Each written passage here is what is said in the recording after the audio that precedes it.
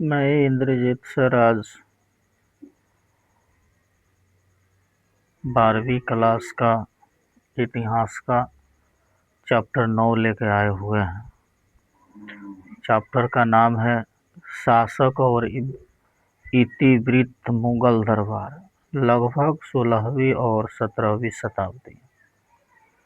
तो इसका हम प्रश्न उत्तर लेके आए हुए हैं। प्रश्न नंबर 1, मुगल दरबार में पांडुलिपियां तैयार करने की प्रक्रिया का वर्णन कीजिए। उत्तर हो जाएगा, पांडुलिपियां हस्तलिखित किताबें होती थी। इन्हें एक महत्वपूर्ण कार्य के रूप में देखा जाता था। इन्हें तैयार करने में अनेक लोगों का योगदान रहता था। कागज बनाने वाले पांडुलिपियों के लिए पृष्ठ तैयार करते थे, फिर सुलेखन साफ अक्षरों में लिखते थे। चित्रकार यथावत स्थानों पर चित्र बनाकर पृष्ठों का सौंदर्य बढ़ाते थे, तो कोफ्तागर पृष्ठों को चमकाने का काम करते थे तथा अंत में जिल्दसाज सभी तैयार पृष्ठों को एकत्रित कर एक अलंकृत आवरण में जमा देते थे। सुलेखक नस्तलीक लिपि में लिखा करते थे, जिसे अकबर बहुत पसंद करते थे। लेखकों और चित्रकारों का दरबार में सम्मान भी किया जाता था, परंतु अन्य लोगों यथा कोफ्तगर व जिल्दसाजों को ज़्यादा सम्मान नहीं दिया जाता था। क्वेश्चन नंबर 2, मुगल दरबार से जुड़े दैनिक कार्य और विशेष उत्सवों के दिनों ने किस तरह से बादशाह की सत्ता के भाव को प्रतिपादित किया हो? उत्तर, मुगल बादशाह की तुलना ईश्वर से की जाती थी। राजा का दर्जा सबसे ऊपर होता था। बादशाह के इस सत्ता के भाव को नित्य कर्म तथा उत्सवों के समय देखा जा सकता था। शासक का जन्मदिन और नवरोज मुख्य उत्सव होते थे।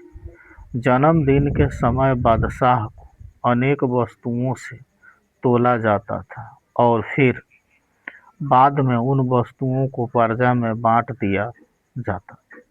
दरबार में बादशाह के सबसे पास बैठने वाले व्यक्ति को महत्वपूर्ण व्यक्ति समझा जाता था। शाहजहां के समय उत्कार के नए तरीके यथा जामीबोसी को अपनाया गया। सभी लोग जो राजा से मिलने आते थे, उन्हें उत्कृष्ट श्रेणी के उपहारों से बादशाह का अभिवादन करना होता था। अकबर ने झरोखा दर्शन की प्रथा शुरू की थी। इसमें बादशाह रोज सुबह प्रार्थना के बाद पूर्व दिशा में छोटे से झरोखे से प्रजा का दीदार करते थे। इस प्रकार उपरोक्त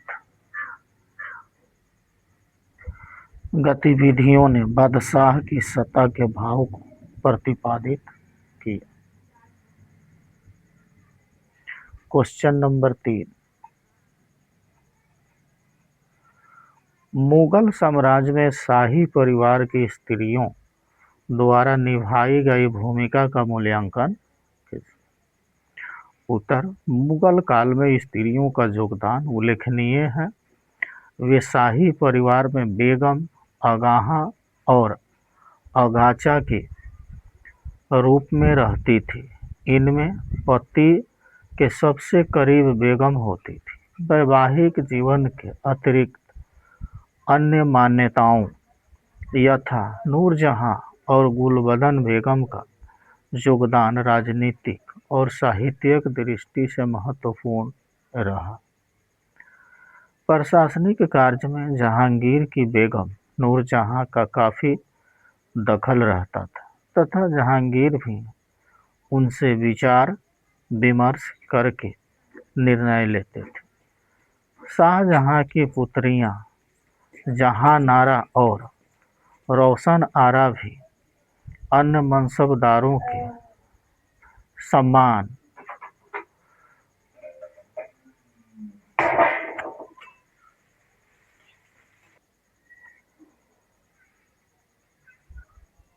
कमाती थी।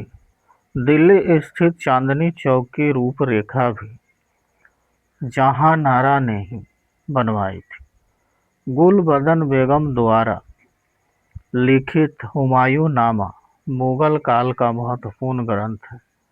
उनके कार्य में मुगलों का घरेलू जीवन तथा स्त्रियों द्वारा संघर्ष सुलझाने में योगदान बताया गया।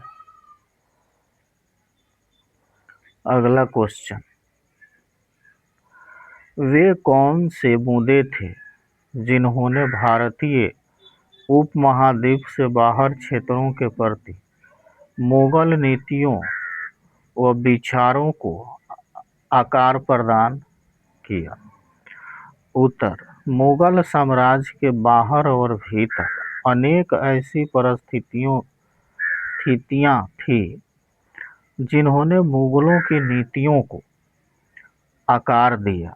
इनमें सबसे महत्वपूर्ण प्रश्न कंधार का है। कंधार मुगलों और सफावियों के बीच झगड़े का कारण था।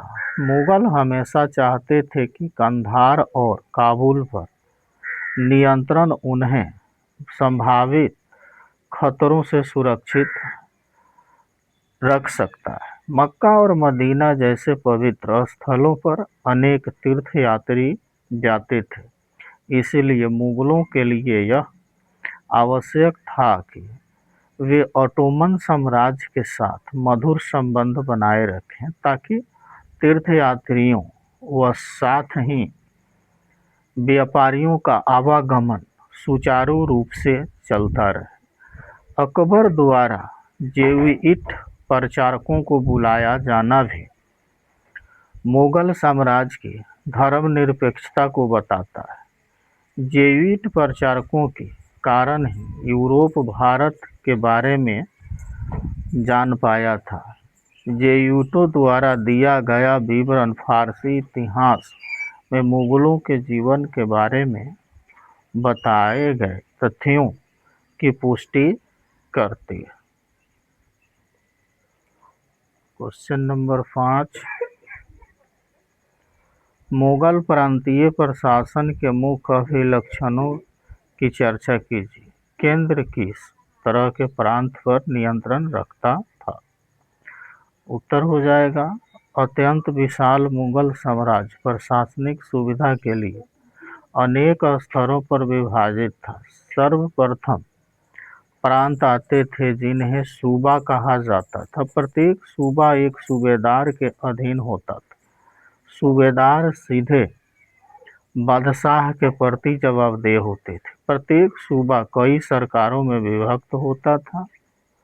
हर स्तर पर अनेकों अधिकारी यथा कानूनगो, चौधरी, काजी, संदेशवाहक, लेखाकार इत्यादि काम करते थे। बादशाह सर्वोपरि होता था। हालांकि फारसी मुगल साम्राज्य की प्रशासनिक भाषा भी थी, परंतु निचले स्तर के प्रशासन में स्थानीय भाषाओं का प्रयोग भी किया जाता था।